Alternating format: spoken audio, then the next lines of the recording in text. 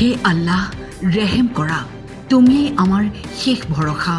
আল্লাহ তুমি যদি বন্ধ না করো মাওলা আর কারো ক্ষমতা নাই মাওলা আল্লাহ আল্লাহৰ ওচৰত দোৱা হাজাৰ হাজাৰ মুছলমানৰ তোমাৰ বাহিৰে নাই কাৰো ক্ষমতা বান পৰিস্থিতি ৰোধ কৰা আল্লাহ তুমি বন্ধ কৰে দাও মাওলা আল্লাহ তুমি আহকামুল হাকিমিন মাওলা ৰাজ্যত সৃষ্টি হৈছে জলপ্ৰলয়ৰ বানপানীৰ কবলত ককবকাই আছে ৰাইজ কিন্তু খবৰ ল'বলৈ আহৰি নাই বিভাগীয় কৰ্তৃপক্ষ স্থানীয় বিধায়ক আৰু নৱনিৰ্বাচিত সাংসদ ৰকিবুল হুছেইনৰ এই অঞ্চলৰ প্ৰায় 200 পৰা 250 পৰিয়াল এতিয়া বানৰ কবলত আছে এতিয়ালৈকে বিধায়কৰ ঘৰ ইয়াৰ পৰা 100 মিটাৰ হ'ব কিন্তু আজিলৈকে তেওঁক অৱগত কৰিছে যদি আজিলৈকে কোনো ধৰণৰ আহা নাই এতিয়ালৈকে ইতিমধ্যে স্থানীয় ৰাইজ বানৰ কবলত পৰিছে বিধায়ক এতিয়ালৈকে আহা নাই ফেনে ফুটুকাৰে উফন্দি উঠিছে বহুনৈ উপনৈ বিপদসীমাৰ ওপৰেৰে বৈছে ব্ৰহ্মপুত্ৰৰ জলস্তৰ বান পৰিস্থিতিয়ে ক্ৰমাৎ জটিল ৰূপ ধাৰণ কৰিছে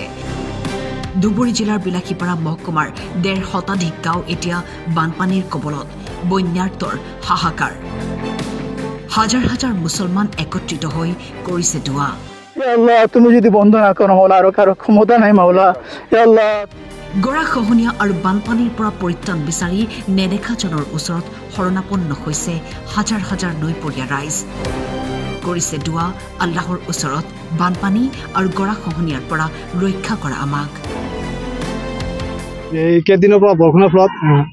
বিস্তৰ ক্ষতি সাধন হৈছে এই এখন ৰাস্তা আছিল তাত এখন কালপাট আছিল ইতিমধ্যে বান পানীয়ে উঠাই লৈ গৈছে এই অঞ্চলৰ প্ৰায় 200 পৰা 250 পৰিয়াল এতিয়া বানৰ কবলত আছে এতিয়ালৈকে বিধায়কৰ ঘৰ ইয়াৰ পৰা 100 মিটাৰ হ'ব কিন্তু আজিলৈকে তেওঁক অৱগত কৰিছে যদি আজিলৈকে কোনো ধৰণৰ আহা নাই এতিয়ালৈকে গতিকে আমি চৰকাৰৰ ওচৰত দাবী জনাইছো অতি সোনকালে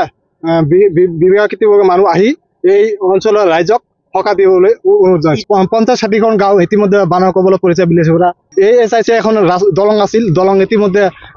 বানপানী উঠুৱাই লৈ গৈছে আৰু স্থানীয় ৰাইজ বানপানী কবলত পৰিছে কোনো ধৰণৰ জনপ্ৰতিনিধি বা বিভাগীয় মানুহ এতিয়ালৈকে আহা নাই মাদ্ৰাছাৰ সন্মুখত বহুতো ভাঙা চিঙা হৈ আছে সেইটো আমি নামাজৰ পিছত সমূহ ছাত্ৰলৈ